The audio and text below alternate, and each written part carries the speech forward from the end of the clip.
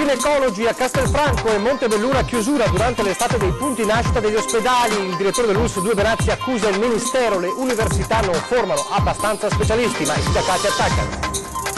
A Montebelluna per un convegno Alfonso Sabella, magistrato che ha lottato contro la mafia, gli imprenditori del nord-est in crisi lancia un monito: non accettate il denaro della criminalità organizzata, rischiate la vostra azienda e la vostra libertà.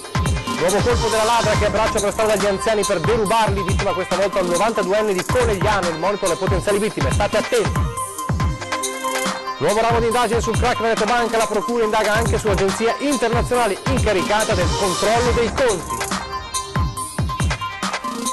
Incidente a Villorba, la festa del rugby, il tirante di un gonfiabile cede proprio mentre stavano giocando i bambini, tra i feriti 2 sorelle, trasportate all'ospedale Camoncello di Treviso.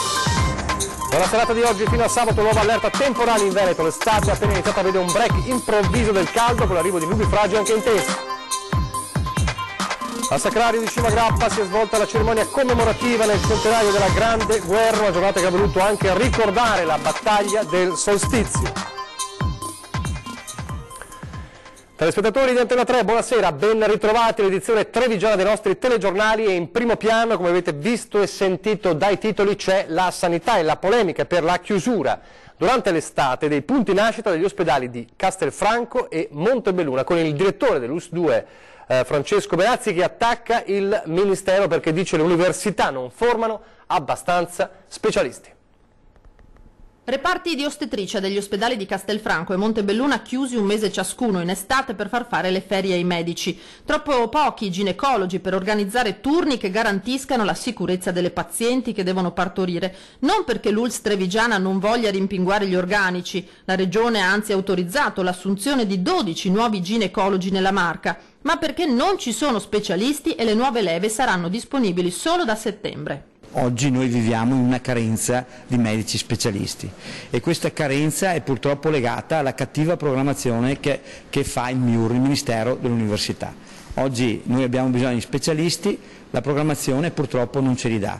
Il problema sorge oggi con i ginecologi, potrebbe sorgere domani con i radiologi. Allora l'università deve cambiare il corso, deve soprattutto dare più specialisti, altrimenti il sistema non regge, ma non per colpa nostra, perché noi la gente li assumiamo, il problema è che non li troviamo. Ostetricia di Castelfranco chiusa dal 2 al 5 agosto con medici in servizio e pazienti dirottati su Montebelluna. Qui reparto chiuso dal 6 agosto al 6 settembre e a sopperire sarà di conseguenza Castelfranco. Se le università non formeranno nuovi specialisti, nel 2019 il problema sarà risolto assumendo medici stranieri. Come è successo già da tanti anni in Inghilterra, dove appunto la maggior parte dei medici vengono dall'Oriente, dall'India, prevalentemente Pakistan e paesi dell'Est Europa. Medici che ovviamente non sanno neanche bene la lingua, per cui ci sono anche grosse difficoltà di comprensione con i pazienti. Nel 2017, durante l'estate, i 2 ospedali hanno dovuto far fronte complessivamente a 358 parti, 880 quelli annuali a Castelfranco, 1204 a Montebelluna, numeri che già da soli confermano che i 2 punti nascita non verranno toccati. È un ospedale a 2 gambe, cosiddetto, e lo stiamo dimostrando che non si va a smantellare niente. Chi dice che c'era il programma di chiudere dice il falso. Nel 2017 sono state implementate le schede, è stata reinserita nelle schede regionali per l'ospedale di Castelfranco Veneto il reparto di pediatria e patologia neonatale. Questo è un segnale chiarissimo che si vuole mantenere e tenere qualificato il reparto punto nascita di Castelfranco Veneto e tanto meno quello di Montebelluna.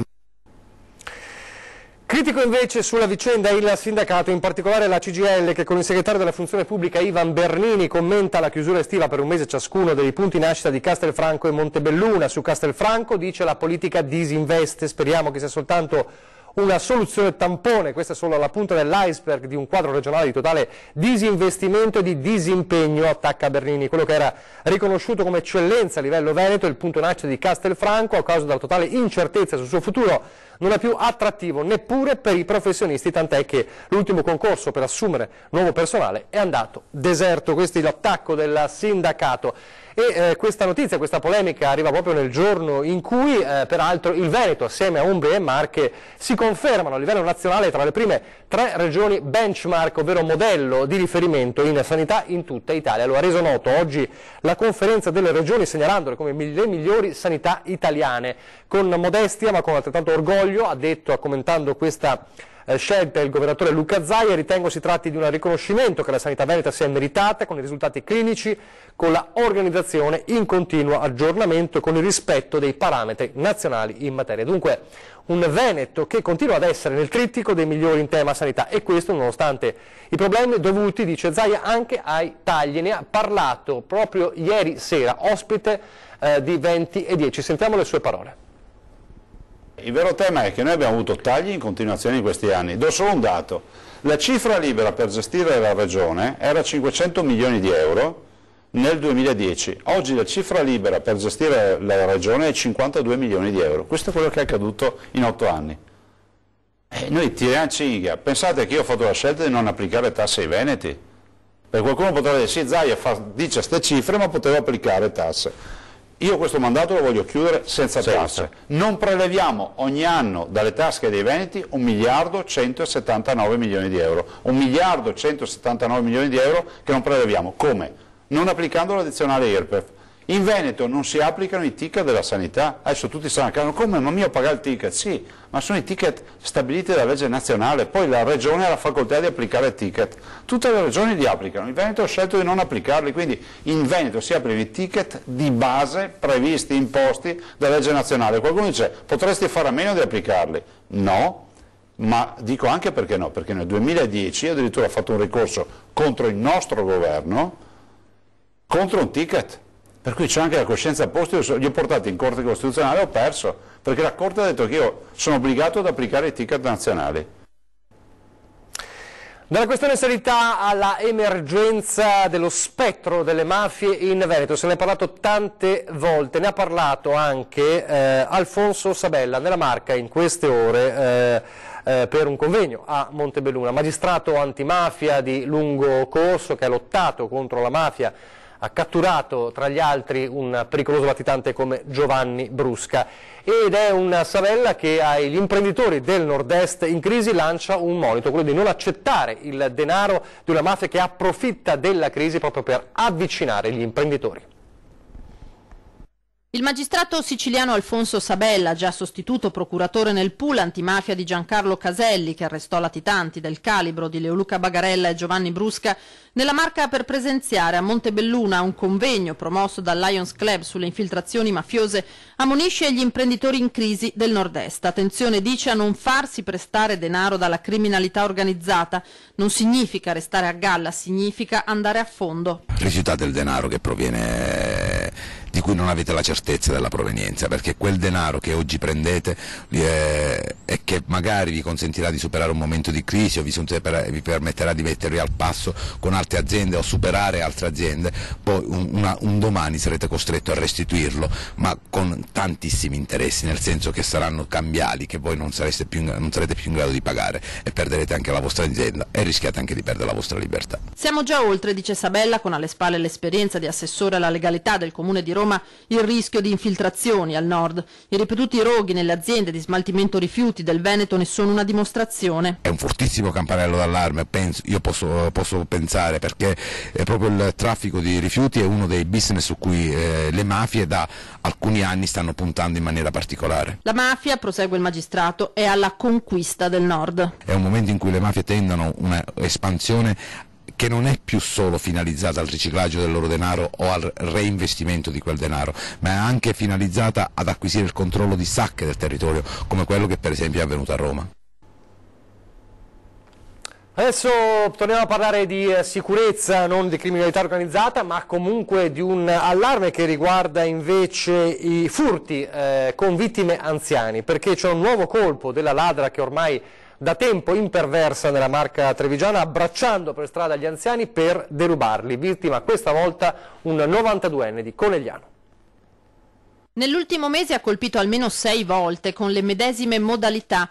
Si avvicina all'anziano, lo abbraccia improvvisamente come se lo conoscesse da sempre e nel farlo gli sfila ciò che di prezioso ha addosso, catenine d'oro, orologi. L'ultimo episodio ieri in via Parrilla, pieno centro di Conegliano, con l'avvenente sconosciuta che si avvicina a un pensionato di 92 anni, gli getta le braccia al collo, lo saluta affettuosamente e gli sfila con grande abilità il Rolex. La malcapitata vittima se n'è accorta solo poi, quando della donna non c'era già più traccia, e ha denunciato l'episodio ai carabinieri. L'autrice di questi furti con destrezza avvenuti un po' in tutta la provincia sarebbe sempre la stessa. Chi con i pensionati lavora ogni giorno, come lo SPI-CGIL, continua a raccomandare agli anziani prudenza. Bisogna stare attenti e non farsi avvicinare in nessun modo a persone che non si conoscono e neppure farle entrare in casa, specialmente d'estate, specialmente nelle ore serali. Sono frequenti queste incursioni di persone che chiedono di entrare in casa, di parlare, e poi mentre uno parla l'altro va a rubare, o l'altra. E adesso c'è questa nuova versione di chi abbraccia le persone, sfila il portafoglio e l'orologio, per cui bisogna prestare attenzione e non dare corda a chi non si conosce, e se si vedono situazioni negative chiamare anche persone che sono vicine e allontanare soggetti che possono eventualmente mettere mano al portafoglio e derubare gli anziani. Spesso a tradire gli anziani è la solitudine che li induce a dare confidenza agli sconosciuti, ma soprattutto d'estate è fondamentale non aprire la porta, non lasciarsi avvicinare, chiamare subito le forze dell'ordine. Poi io dico, in alcuni casi, siccome molti anziani hanno anche il telefonino, quando vi vengono da vicino fateli una fotografia prima di parlare con loro, così vi resta anche l'immagine della persona, vedete che se ne andranno subito quando chiedete di fare una fotografia. E di sicurezza a diversi livelli hanno parlato ieri sera alcuni dei neosindaci eletti nell'ultima tornata elettorale nella Marca, in primis il sindaco di Treviso Mario Conte con il prefetto di Treviso Laura Lega. Un vertice in prefettura, il primo per tanti sindaci neoeletti nelle ultime amministrative. Sul piatto il tema principale, tanto sentito non solo dagli amministratori ma dagli stessi cittadini, la sicurezza. Dobbiamo lavorare insieme, ha detto la prefetta Laura Lega, per incrementare la percezione di sicurezza, snocciolando poi alcuni dati confortanti in tema di degrado e delinquenza. Soddisfatto il primo cittadino di Treviso, Mario Conte.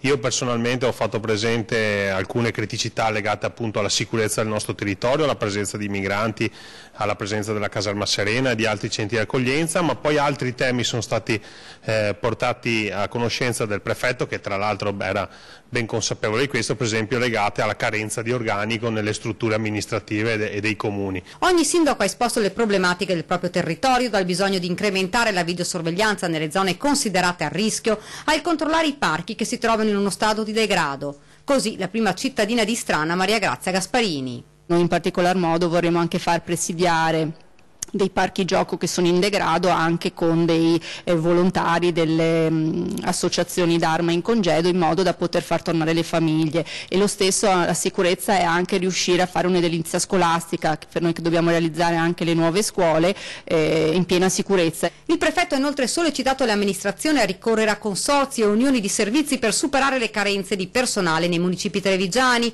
un modo questo per ottimizzare le risorse. Una soluzione sarà quella di accorpare alcuni servizi anche tra comuni. La disponibilità da parte delle forze dell'ordine, da parte della prefettura c'è, ora dobbiamo cominciare un percorso condiviso. Soddisfatto dell'incontro anche il sindaco di San Biagio di Callalta, Alberto Cappelletto. Sicuramente uno dei temi è anche quello di poter produrre una serie di informative che possono essere rigirate successivamente anche al Ministro, affinché sia messo a conoscenza di quale situazione, di qual è la realtà dei nostri territori. Questo ci aiuterebbe sicuramente a livello superiore di poter incentivare anche delle azioni a supporto dell'amministrazione dei comuni in essere. Allora la politica trevigiana e importanti nuovi incarichi nel nuovo Parlamento, il Parlamento uscito dalle urne del 4 marzo e adesso sempre più operativo con la formazione del nuovo governo. Importanti incarichi come quello al senatore pentastellato Gianni Girotto, che è stato nominato oggi Presidente della Commissione Industria, Commercio e Turismo del Senato.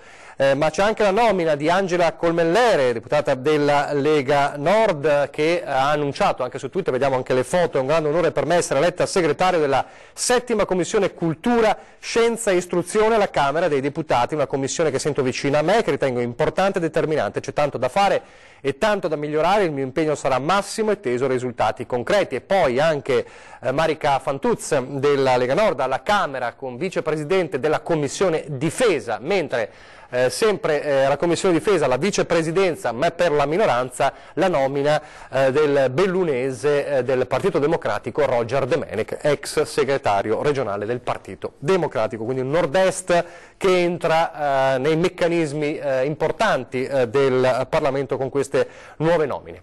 Adesso la cronaca giudiziaria che ci porta a parlare nuovamente di Veneto Banca con un nuovo filone di indagine.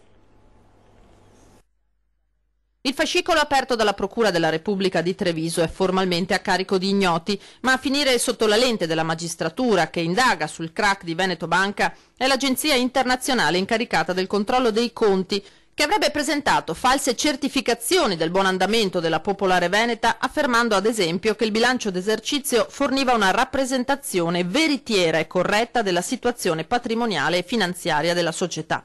La PricewaterhouseCoopers, una delle 4 principali società di revisione a livello mondiale, con un fatturato annuo di 130 miliardi di dollari, potrebbe dunque essere chiamata a rispondere di falso, perché visto l'epilogo di Veneto Banca, di Popolare di Vicenza, Banca Etruria e Banca Marche, tutte monitorate dall'agenzia americana, qualcosa che non andava nell'operato deve esserci per forza. E così, parallelamente al maxi fascicolo sul crack, la procura trevigiana indaga anche sui revisori dei conti per capire fino a che punto abbiano contribuito alla truffa subita da migliaia di azionisti.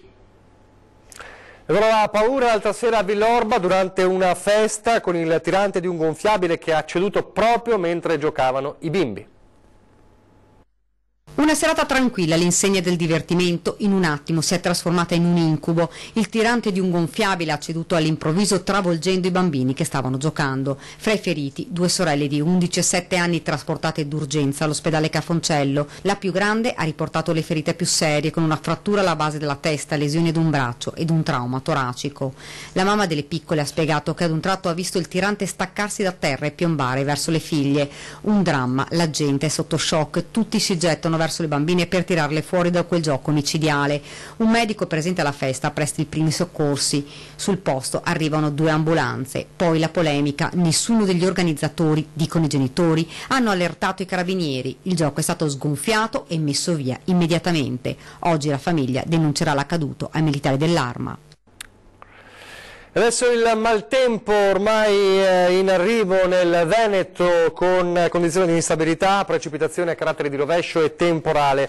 Sulla base delle previsioni del meteo, il centro funzionale decentrato della Protezione Civile regionale ha infatti dichiarato lo stato di attenzione per possibili criticità idrogeologiche da oggi fino alla mezzanotte di sabato in tutti i bacini idrografici.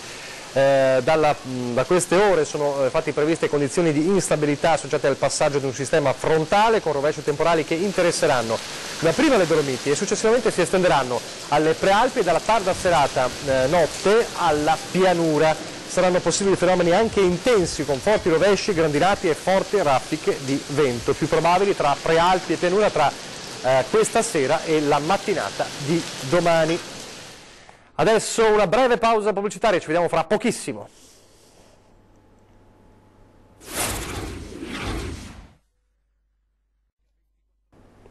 Rieccoci in studio in diretta Telegiornale di Treviso, siamo alla nostra rubrica Lo dico ad antenna, le vostre segnalazioni. Oggi andiamo in via San Francesco a Casier, dove i residenti di questa via si dicono abbandonati dal comune per un problema che proprio nei giorni in cui arriva il maltempo può essere molto grave. Sentiamo. Io sono molto arrabbiata, ma molto perché sono trascurata, non fanno niente per noi cittadini che siamo in periferia. Via San Francesco d'Assisi, nella campagna profonda di Casier. Il municipio non è molto lontano da qui, ma a sentire i residenti la distanza sembra siderale. I pochi abitanti di questo angolo del comune, 5 famiglie in tutto, si dicono abbandonati e sono infuriati. E i motivi sono più d'uno, al punto da appuntarseli su un foglio di carta in una sorta di cahier de doléances da snocciolare al sindaco uno per uno. Pista ciclabile, acquedotto, luci, asfalto, erba nel fosso e gas. Il fossato andrebbe ripulito, altrimenti quando piove la traboccante vegetazione al suo interno non fa defluire l'acqua, che puntualmente inonda la strada. Strada a sua volta costellata di crepe e buche, bisognosa come poche altre di essere riasfaltata. Di notte e d'inverno con la nebbia, qui è il regno delle tenebre, dato che non c'è nemmeno un lampione, e l'allacciamento all'acquedotto annunciato da tempo è solo un miraggio. Un sacco di cose che non vanno bene, siamo completamente abbandonati da tutte le amministrazioni da 50 anni che ci abito qua. Pericoloso anche andare in paese usando la bici. Per andare in paese dobbiamo attraversare 2 strade molto importanti per poi riprendere la pista che è nell'altra via. Per non parlare poi del gas. E se poi si passano anche con il gas, perché per far da mangiare abbiamo le bombole in casa che sono pericolose. Austerità di servizi, si direbbe, il tutto in barba alle numerose richieste rivolte al comune. E va bene che la via è intitolata al poverello d'Assisi, ma insomma non è il caso di prenderla così alla lettera. Non vogliamo nessuna priorità, vogliamo essere trattati come dei cittadini di Dosson, di Casier, nient'altro, come cittadini normali. E invece siamo del terzo mondo. Allora, se anche voi come residenti di questa via ad Ossona avete dei problemi da segnalare, fatelo, come sempre, lo dico all'antenna, lo spazio è dedicato a voi, segnalateci i disagi e noi interverremo per cercare di capire e eventualmente anche risolvere, come abbiamo fatto anche in passato, questo problema. Redazione @antena3.it per scrivere una mail, 0422 023 0898 per lasciare un messaggio in segreteria, 351 175 5340 per SMS e WhatsApp. E adesso la memoria della Grande Guerra. Stamane al Sacrario di Cima Grappa la cerimonia commemorativa del centenario della Grande Guerra, una giornata che ha voluto anche ricordare la battaglia del solstizio.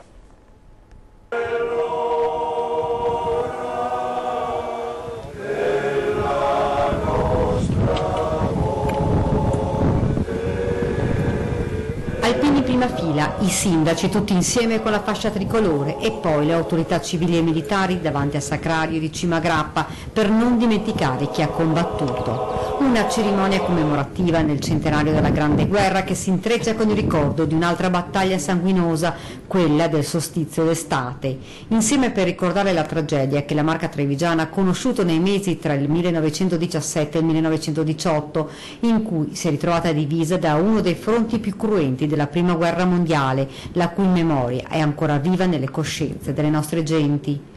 Momento colmo di emozione quando sono state depositate le corone commemorative in onore a tutti i caduti, rispettivamente alla tomba del generale Gaetano Giardino e al cimitero austro-ungarico, come segno di fratellanza fra i popoli. Il Grappa, il Montello, il Piave, ha detto il presidente della provincia Stefano Marcon, le nostre terre insanguinate da una guerra definita grande non per la sola portata strategica, ma per le numerose vittime che in pochi mesi fecero scomparire la differenza fra le parole vincitori e vinti. Il Sacrario come simbolo per raccontare l'orrore di un grande conflitto mondiale, portando un messaggio di pace attraverso il ricordo, la storia ed il contesto di quello che è avvenuto e che non deve più ripetersi. E proprio la decisiva ma terribile battaglia del solstizio sarà commemorata da una serie di iniziative in questi giorni.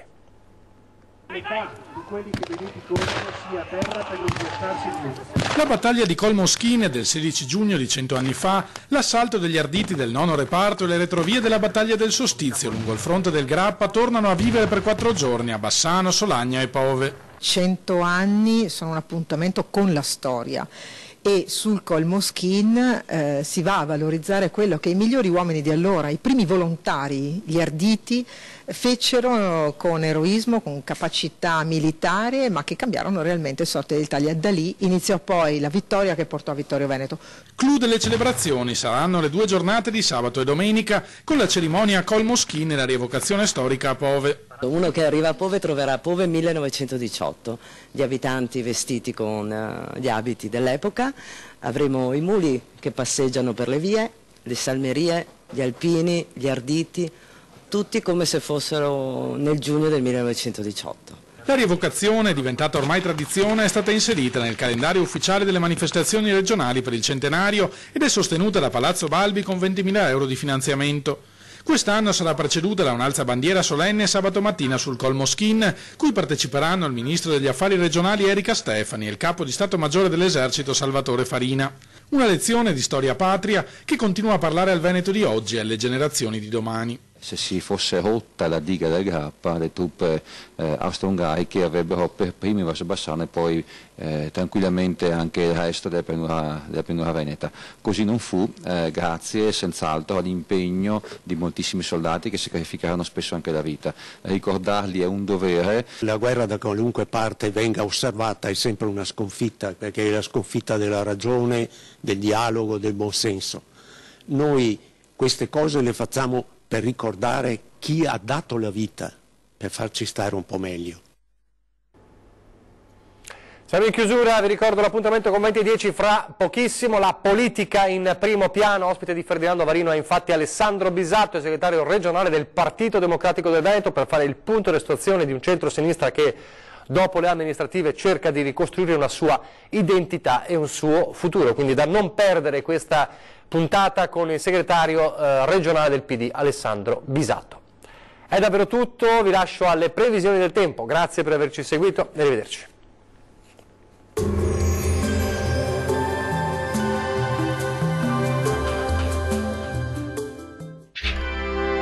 Tremonti, attrezzature e materiale per saldatura professionale a Montebelluna. Ben ritrovati al meteo di Antenna 3. Peggiora il tempo sulle nostre regioni, ma vediamo il dettaglio di venerdì 22 giugno. Sul Veneto sarà spiccatamente instabile sin dal mattino, con molte nubi e piogge diffuse un po' su tutti i settori, qualche schiarita in più dal pomeriggio. Migliorerà decisamente col passare delle ore con fenomeni in cessazione entro la serata. Temperature in lieve ripresa, con minime comprese tra 14 e 20 gradi, massime oscillanti invece tra 23 e 26 gradi. Situazione molto simile sul Friuli Venezia Giulia. Sin dal mattino e per tutto l'arco della giornata sarà molto instabile, con temporali piuttosto diffusi ovunque, localmente anche di moderata intensità. Tuttavia andrà via via migliorando col passare delle ore. Temperature minime comprese tra 16 e 20 gradi, valori massimi oscillanti invece tra 22 e 26 gradi circa.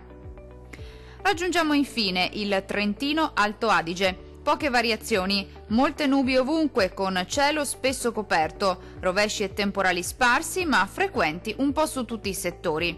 Fenomeni in cessazione entro la nottata, salvo per qualcuno ancora residuo. Temperature minime tra 17 e 18 gradi, valori massimi compresi invece tra 28 e 30 gradi. Dal meteo di Antenna 3 per ora è tutto, arrivederci al prossimo aggiornamento.